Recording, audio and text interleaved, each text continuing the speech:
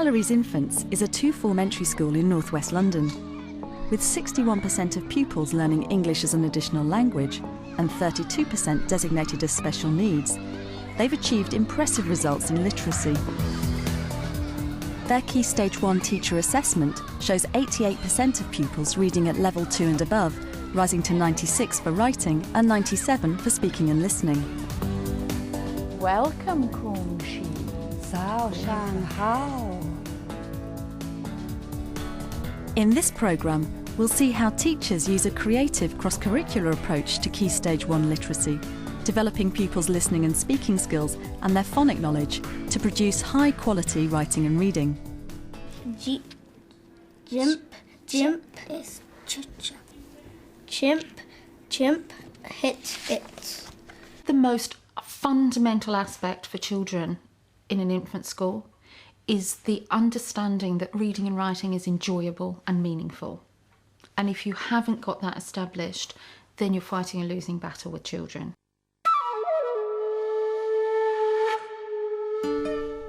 Year 2's China topic offers rich opportunities for cross-curricular work. Trainee teacher Zhou Trevelyan role-plays Kung Shi, a character in the Chinese willow pattern story, allowing the children to ask questions to enrich their narrative writing. Kung Shi, we've been reading your story. What was it like being locked away in the pagoda? I had lovely clothes to wear and delicious food to eat, but I was so lonely. Does anybody want to ask Kung Shi any questions about her father? What did he look like? He was a very tall, thin man, and he liked to have beautiful clothes covered in gold. Hot seating works particularly well in literacy because you have a story. They had had the willow pattern story read to them the day before we did the hot seating, so they've got the story in their mind, and it can bring a story alive. How can you be immortal when if you die then you come back to life again? I'm not immortal anymore, I'm an immortal. I live forever. The gods have given me special powers, and that allows me one visit to Earth as a human every 100 years. So we need to start by writing the name of the character here and drawing a picture of what we think that character looked like. And I'd like you to write 2 or 3 sentences about that character. Do you want to fix it? No. Okay. Many children need a visual stimulus in order to do a piece of work. The physical process, which is the kinesthetic process of actually drawing, and then also having the visual image at the end of it, is 2 further ways of reinforcing what they've got in their mind that they can bring out and put into writing on a piece of paper. Kung Shi, how old is the weeping tree now? 1,000 years. Thank you. And there were a number of children today who wouldn't normally ask questions, who are children for whom English is a second language or who are usually quite shy. And yet all of them did, in fact, ask a question. Some of them not in the group, some of them came up individually, but they all asked a question. So you allow them the opportunity to find the information they need in the way that suits them. Let's have somebody who'd like to read their own story. Theo, would you like to come and read your story? One sunny day, Kung Shi and Shang were flying over the sunny horizon. After that, they swept down to the ground and looked for some nice juicy worms. Kung Shi and Shang saw the bad fox. The fox was hungry. He loved doves on toast. And their little 18-month chick was saying, "Mama, Dada." It was so cute, and soon later they were adults, and Kung Shi and Chang were grandma and grandpa. I get to be a grandma and grandpa as well. What a wonderful story. I think now we should say goodbye, Kung Shi. Sai Jian. Kung Shi. Why are we at school today? What would go at the end of that? Angel just gave you a clue. She said, why? She picked out... Deputy Head Sally Quartzen embeds earlier phonic learning with Croker the puppet. Croker helps us to make sure we say the words properly, and we say them so that we can also help ourselves to spell them properly. Hoa. No!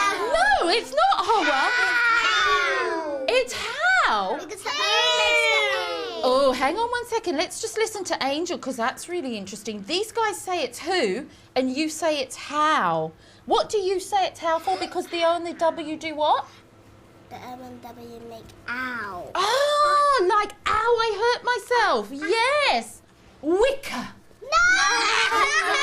What did he do wrong then? He missed the ch on the end. Mohammed, you are such a hero. He forgot, my dear, that the CH says ch. It's very easy to work it out because you can just do what? Because there's two blends and Caitlin made those blends perfectly. We will continue to develop more synthetic phonic use within the school.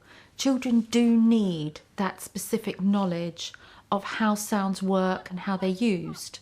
So while the phonics will be dealt with regularly, daily, for the 10 or 15 minutes that it will need to be allotted, it will also be picked up on and referred to throughout their work in both reading and writing in the rest of the literacy focused development areas.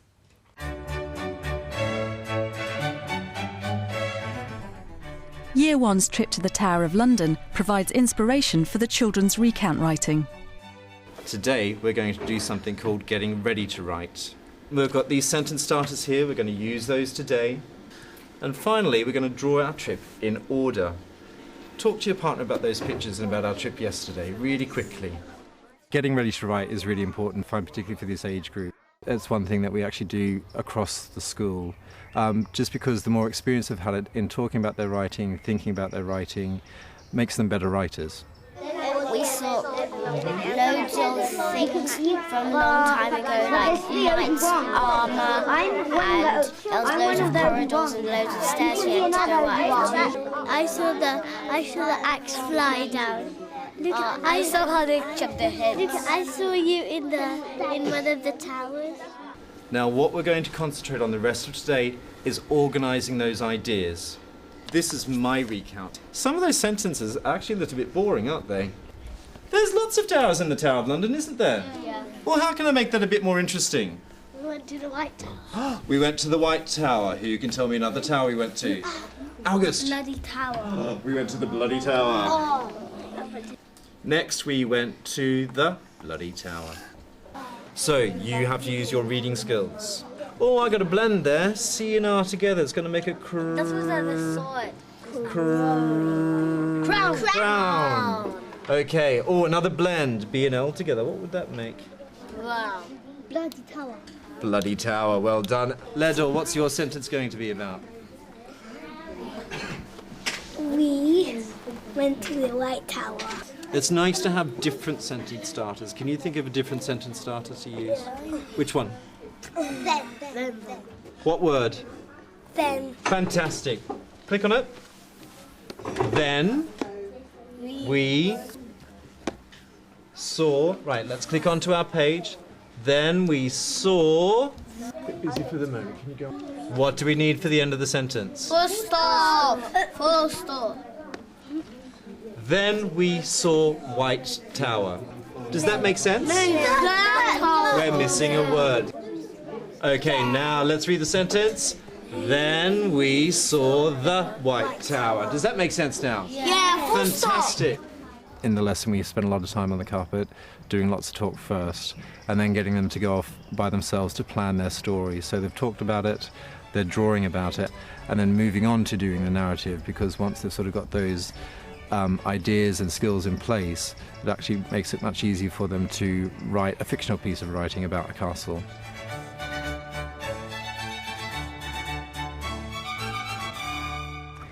So, today we're learning to write the ending of our story using super sentences. And good.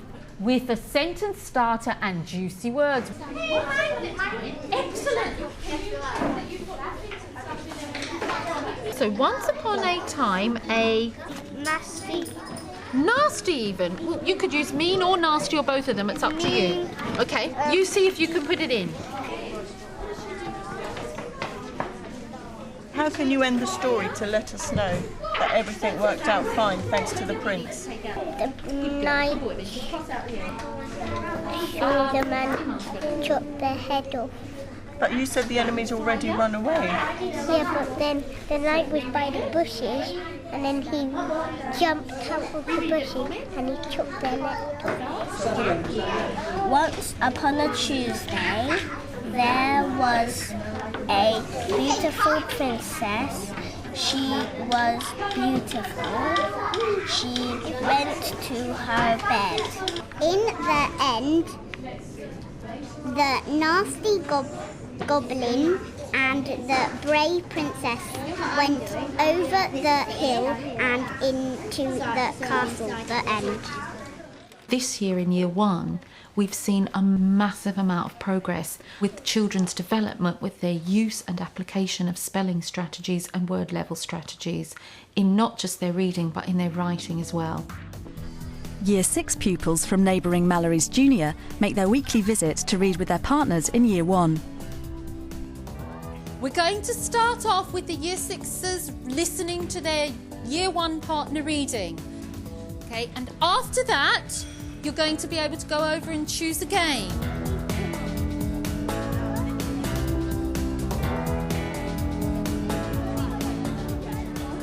Katie and Dad went to the wild. So you break it up. Wild and what's this one? Wildlife Park. My home is giant, big. A good reading club, right? Very good. 19, 20, 21, 22, 36, 37, 38. 38! You did it well there. Good teamwork, everyone. Okay. Oh, that's a hard one. It's red. You eat it. It's like round. It's long. You have it with they're really tasty. Yeah, I say that. They're made of hot dog. Almost. They're thing inside. Sausage. Yeah. Okay, who's next?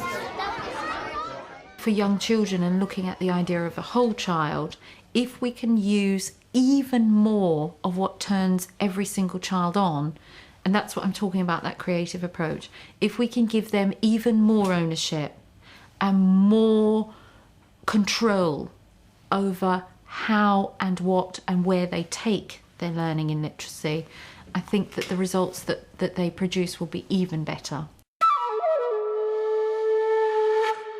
The gods turned Kung Shi and Shang into flying squirrels, and they flew up to a branch. The eagle looked around to find the doves and crash, bumped straight into a big branch. Kung Shi and Shang made a lovely home in the old oak tree and had 4 cute little babies. And they all lived happily ever after.